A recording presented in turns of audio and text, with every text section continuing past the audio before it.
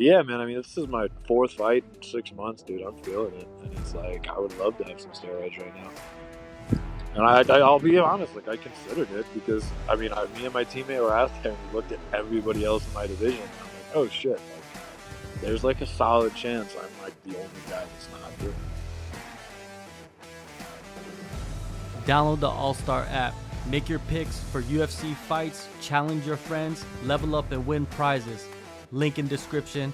Get it now. We just found out yesterday that Rob Wilkinson is not fighting you anymore. And he has popped for something. I don't know exactly what he popped for, but he's suspended. You know, that's the second fight in a row that has been pulled due to PEDs, man. How do you feel about both these issues? Well, I mean, that's half my division that's gone now. And to be honest, I said it a few times. I don't even feel like they caught everybody that's still using. So, yeah, man. I mean, it's pretty wild for them to even get caught because like they tell us when they're going to drug test us. So it's kind of more of an intelligence test. And yeah, I mean, I think that there's other guys that are, I don't think that that's everybody in the PFL, and I don't think that's everybody even in my division. It's, I think there's definitely more guys. I don't think that we've seen the last of this by any means. And the unique part about this is that Rob Wilkinson won the tournament last year. Like, he's the champion. Now it's like, do we go back and dig into that? You know what I mean? Because he's a millionaire. You know what I mean? There's big money being thrown around with these seasons. Yeah, man. I mean, I think it's pretty obvious that I don't know when he started juicing, but it's like, I mean, the guy, I remember seeing him in person, and I'm like, damn, he's big. Like, he wasn't, or he was like, that's a big 85er, but then he went from a big 85er to like, or a decent sized 85er, I would say, to like a large 205er. You know what I mean? I remember seeing him in person, and Tiago actually was smaller than I thought he'd be. And Rob was way bigger than I thought he'd be. And it's like he tore through the tournament last year, 4 straight knockouts. And it's like, I mean, he was a good fighter before, but he never really had that. You know what I mean? Like that wasn't something that he was really known for. Then he kind of goes on that tear. So it's like, yeah, man, I don't think that, like I said, I don't think this is the first season he's probably been doing that. And I mean, who knows how long it's been? You know what I mean? But I think it was pretty obvious. You look at a lot of the guys on the roster in my division, and just in general, I think like I said, a lot of the guys are passing the intelligence test, and they're still on something. Yeah, it brings up a lot of questions, man, and hopefully these commissions, do a good job and continue to find the cheaters. You know what I mean? I think it's important, especially with the amount of money that is up in the air with the season and how often you guys have to fight. And, you know what I mean? It's a big sacrifice. Fighting's a big sacrifice no matter what, but I'm saying the season is pretty hectic. Yeah, man. I mean, this is my fourth fight in 6 months, dude. I'm feeling it, and it's like I would love to have some steroids right now. And I'll be honest, like I considered it because me and my teammate were out there and we looked at everybody else in my division, and I'm like, oh shit, like there's like a solid chance I'm like the only guy that's not doing it. You know what I mean? And literally half the guys got caught. That's not to say that they caught everybody, but it's like, I mean, if you're the commission or USADA or whoever it is, whoever is doing the drug testing, the promotion, whoever it is, it's like I don't think that, like I said, I don't think that this really even scratches the surface. I think it's a lot more prevalent, not just in PFL, by the way. I think in UFC, I think in Bellator, I think in ONE FC, I think it's pretty prominent right now. I think it's about as dirty as it's been. Guys are just getting much, much better at concealing it. But as a fighter, the way I see it, it's like, don't sit here and say that we have a clean sport or you're catching all these guys because you're clearly not. You know what I mean? Like Tiago just last year got his 50 clean test jacket by USADA, and it's like you could say maybe he just started to juice after he got out, but it's like, I mean, really? I mean, you look at some of these guys, and it's like if they don't fix the issue, it's like I'm telling you, like I looked at the tournament, I looked at everybody else in the sauce. It's like, fuck, like am I gonna lose my chance at $1 million because I'm the only one not on something? And it's like, a lot of fighters will try and like deny that or say they've never considered it, but it's like, yeah, dude, like you go through some losses to guys that are clearly on the sauce, and it's like you're gonna be in a totally different mind frame. So it's like, I don't know, man. At this point, it's like either allow it or get a lot fucking better at testing. Because, like I said, I mean, this is, I think PFL's kind of got the worst of it. You know what I mean? Like, but like I said, I did. PFL's far from the only one that I think that is.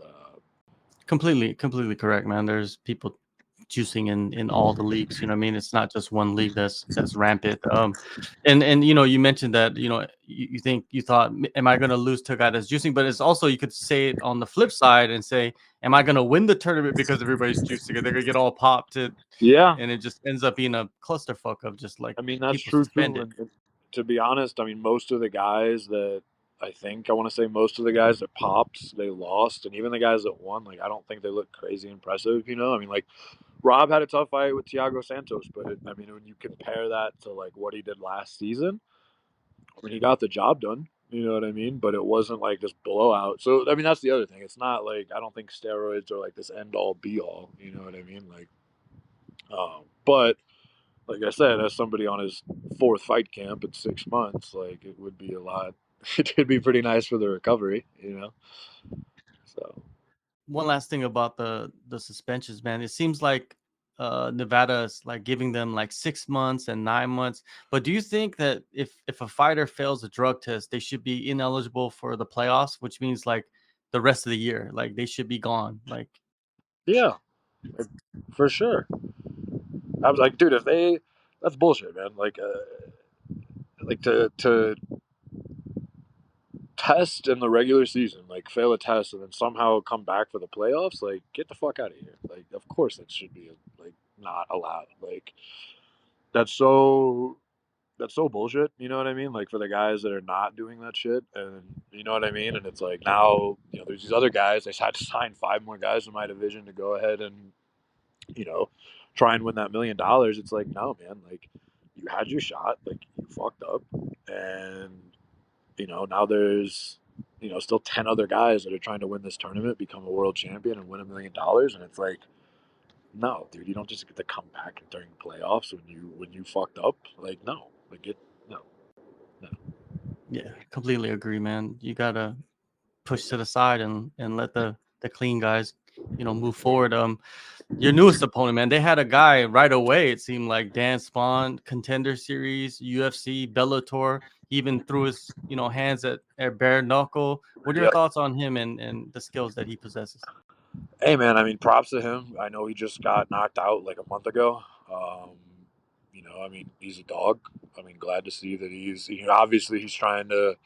He's a good opportunity for himself, but it's one of those where it's a quick turnaround, even if you won that fight. You know what I mean? Um, I've trained with Kamosi. Kamosi's a good dude, not a bad guy to lose to. So I mean, props to him for taking the fight in the first place, because otherwise, who knows? Who knows if they would have found somebody. Skill wise, I mean, he's not really bad anywhere. I mean, he's pretty good. Um, you know, crafty striker, I would say. Decent on the ground, but like I said, I mean, he's kind of getting up there in age, and he's a veteran. Like he's been around, but I think I've got a lot of momentum going for me. Oh, for sure. And you mentioned the knockout, man, and such a quick turnaround. I feel like that's a huge advantage for you. I mean, the brain, it doesn't heal that fast. No, no, I mean that's one of those where it's like I would not. The last time I got knocked out, it was a TKO. It wasn't even all the way, but I didn't fight for another 9 months. It's like, especially at his age, man. You know what I mean? It's one of those where it's like, I don't know if he's fighting for money or what, but it's like, I'm coming to bang. You know what I mean? Yeah. Props to him for taking the fight. He seems like a cool dude, but it's like, if I get the chance, I'm going to rip your fucking head off. And I'm sure he's going to do the same exact thing for me. You know what I mean? It's nothing personal at all, but it's like, that's a rough go of it, man. And like I said, I've trained with Kamosi. Like I've done pretty well against Kamosi, and he's a good fighter too. Not a guy, not a bad guy to lose to by any means. But it's like that's a tough fight, and I'm a tough fight right after that. So Your first fight of the season, man, your debut against Delon Monte, you gave yourself a 7 out of 10. I saw that in the post-fight press conference.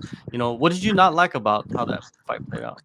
I didn't finish. Like I went through like early in my career, I felt like I was finishing a lot, and then I think I've just been working on a lot of different stuff. So, and you saw all of that on display. So I was more like focused on showcasing like skills and doing certain things and listening to my coaches when there were several times in the past 3 fights I've won. They've all been decisions, but in every single fight, it's like I felt like I broke the guy and I could have finished that fight and I just didn't do it. I think finishes are huge, and it kind of pissed me off because it was like I had it. I was beating him in the striking, I was beating him in the wrestling, I was beating him in the jiu-jitsu, and it's like, why didn't I just kind of go for it? So I mean, that's kind of why. And in fairness, it wasn't until like 2 days before we realized we couldn't throw elbows. That's our fault. Like I kind of forgot, but elbows are like, dude, that's like such a big part of our game, both on the fence, standing on the ground, and it was so frustrating to not be able to throw those when I'm ground and pounding the guy. So it was a little annoying, but I wanted to finish. But in terms of like doing what my coaches said, that was 10. I mean, I was well prepared for it. There was nothing that he did that was surprising. So other than that, it was good. I'm more mad at myself because I wanted to finish. With the elbows, man, was there any moment in the fight where you were just thinking about throwing elbows and then you caught yourself? You're like, oh shit, I can't do this. So many. I threw like this double gorilla punch because I was pissed off because like I can't even throw a fucking elbow. There was another time he like grabbed my gloves and I yelled at him and I'm like, God, dude, I just want to fucking elbow you in the face so bad right now for that. Like, you little fucking cheater. Like, I hate when guys grab the gloves. You know what I mean? Yeah. It's like a pet peeve of mine. So there was a lot of times, and it's like it's weird. It changes up the grappling because I think he knew I couldn't throw elbows, so there's certain things that you can do that are that you normally would not do or get away with because you can see a punch coming. If it's something that it comes quick, it's like it's not going to hurt you. It's not going to knock you.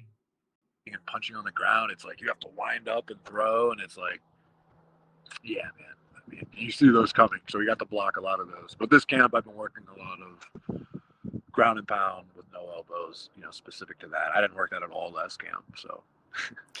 You have such a quick turnaround. I mean, it's like 2 months. Does that even give you any time to breathe? It's just like go back the next week and you're just right back in it. Yeah, I mean, so there was a little bit of time. I was back. I took a week off and I came back for a few days, and then I had to go corner a teammate. But I mean, I was back to training pretty quick. But the annoying thing was like I didn't get a matchup for a while.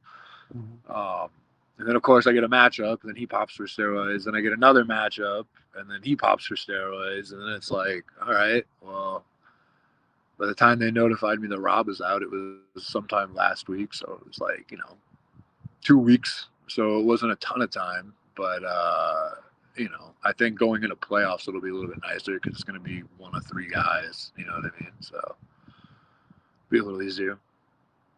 And the team that you have around you, man, you guys have built such a solid group of 205ers and heavyweights.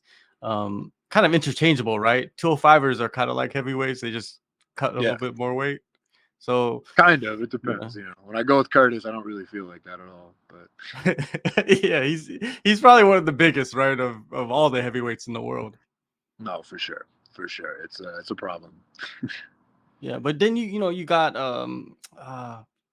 Zach, you got man, who's the other 205er that comes in from South Dakota? Devin Clark. You got Devin Clark. There's like so many different body types as well, and styles there that you get to kind of. And I've been having actually Julius Angliscus. He's a Bellator light heavyweight. He fought in MCOV, I think, last year or something. I knew him back from I'm from St. Louis. Oh, that's right. Yeah. So he's actually here in the house right now. He's been staying with me for the past 2 weeks, giving me some good work too. We got Vanilla Thunder, of course. We got some good big guys, like a good solid group of guys. So it was, when you go through 3 opponents in the span of a month and you have to have different body types, different styles, it is kind of nice where it's like we have enough guys to adjust for that, but it's also the team's small enough to where, a lot of the focus can still be Yeah. on us. Like, there's a lot of like big teams, like you get like ATT, Sanford, some of these guys, and great teams. Don't get me wrong, but it's like, dude, how many guys do they have there? Are you really getting the attention? Yeah. I have friends that train down there, and it's like they're in the UFC, they're in the top, and it's like like they're not really getting the attention they feel like they deserve, or they'll kind of mention stuff about it, and it's never an issue here. You know what I mean? Where it's like, there I get it. You have some of the biggest stars, some of the best guys in the sport, but it's like, yeah, man, you're trying to share the spotlight with 100 of the UFC fighters. Here, it's like, we have a solid group of probably 7 to 8 heavies and light heavyweights. So it's, things that we're doing wrong and, things we need to work on. It's very, very streamlined, very efficient, not a whole lot of, miscommunication, or you know what I'm saying? We're a pretty tight knit team. So. Yeah. Well, nobody's bigger than the other guy, like as in like, status, so to say. Because when you get into the bigger gyms, a lot of it has to do with status, right? Like who's the champion, who's the contender, like, because the coaches don't have 56 hours in a day, right? They got 24 hours just like everybody else. Yeah, I mean, and it's, we all have different fight camps, so it's, there's a little bit of focus. So like, I have my fight, then Zach has his fight right after, and then Neil Magny fight. So it's just one. You know what I mean? So we're all kind of in camp together, and it's nice. But I mean, the guys that aren't in camp, it's like, they're still giving them pointers and whatnot. But it's like, hey, like, this isn't really. You know what I mean? Like, your time's going to come, but like right now the focus is on the other guys, and it's still a small enough team where it's like we can do that pretty efficiently. So it's good. For real. What are you expecting in this one coming up, man? What are you expecting out of yourself? What kind of performance? I want the finish, man. I mean, I know he just got finished a month ago, so that bodes well for me. And it's, I think even if I win a decision, I'll make it to the playoffs. I mean, I don't really know how it all works, but I would assume I would. But the goal is to really put a stamp on it, get the finish, get out of there as early as I can. But I mean, I know Dan's a gamer, so it's, I have a lot of respect for his game. Props for him for taking the fight, but it's like I said, I've got the momentum right now, and I'm always down for a dogfight. June 8th, PFL 4, Atlanta, Georgia. Ty, thank you, man, so much for the time, and all the best in the fight. Yeah, looking forward to seeing you in the playoffs and getting this run going. Hell yeah, man. Thank you so much.